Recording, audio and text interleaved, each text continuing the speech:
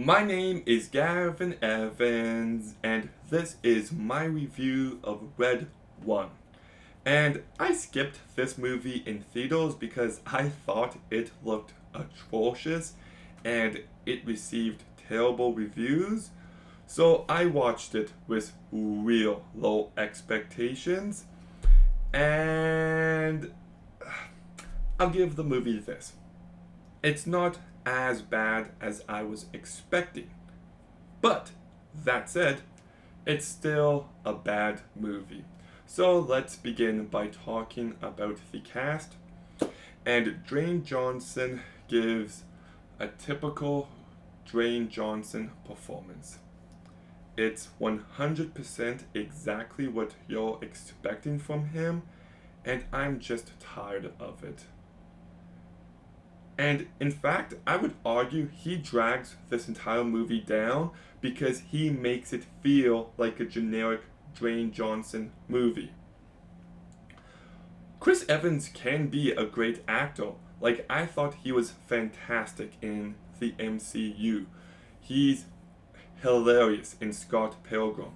He's great in Knives Out and Cellular and the Fantastic Four movies and Push.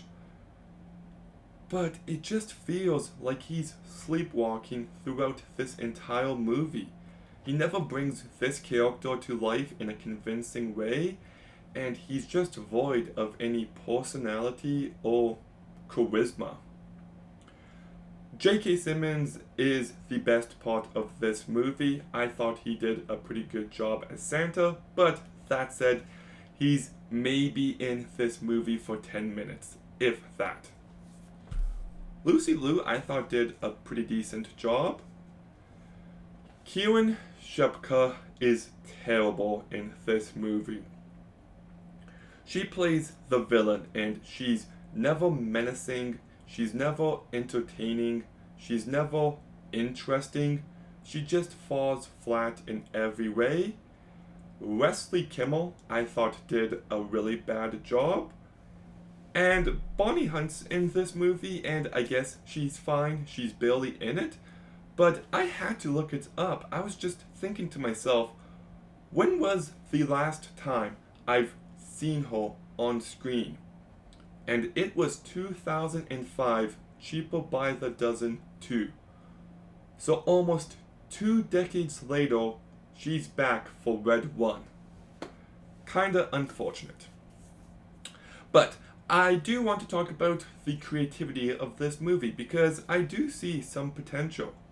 Like, Dwayne Johnson constantly shrinks and grows again, kind of like in Ant-Man, and that does make for some decent moments.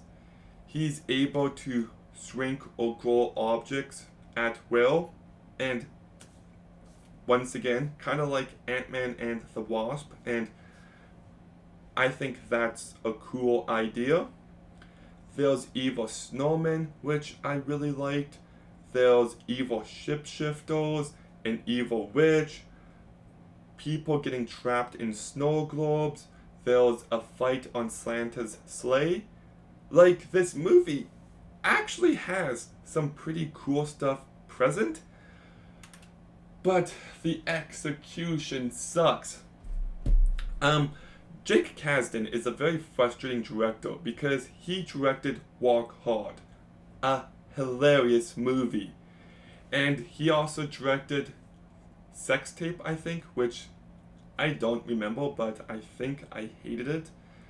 He directed the new Jumanji movies, and those movies are perfectly fine, but it's just a shame that he's gone from Walk Hard to this, and it's just not what he's best at.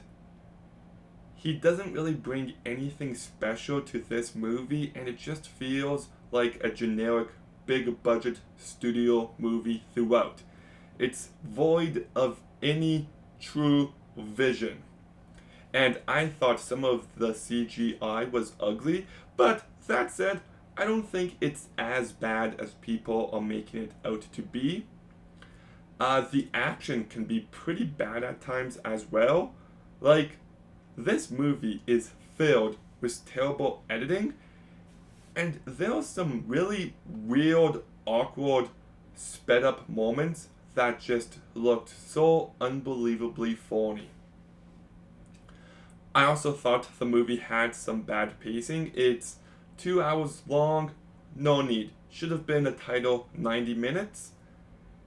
And for a Christmas movie, I just never felt the Christmas spirit here. Like, it's all about Santa and the North Pole, and there's tons of Christmassy stuff.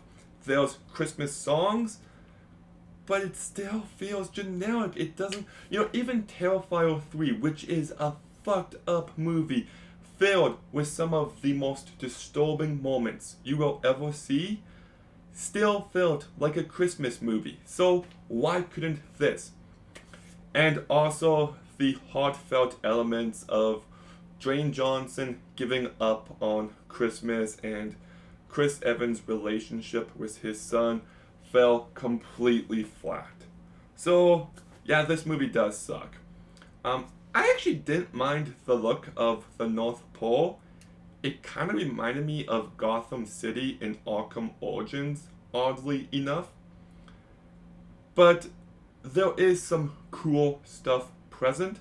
I just wish the movie had better direction, had a better script, and quite frankly had a better cast. It's not the dumpster fire you've been led to believe, but it's not one you should watch either. So I'll give Red 1 a 4 out of 10.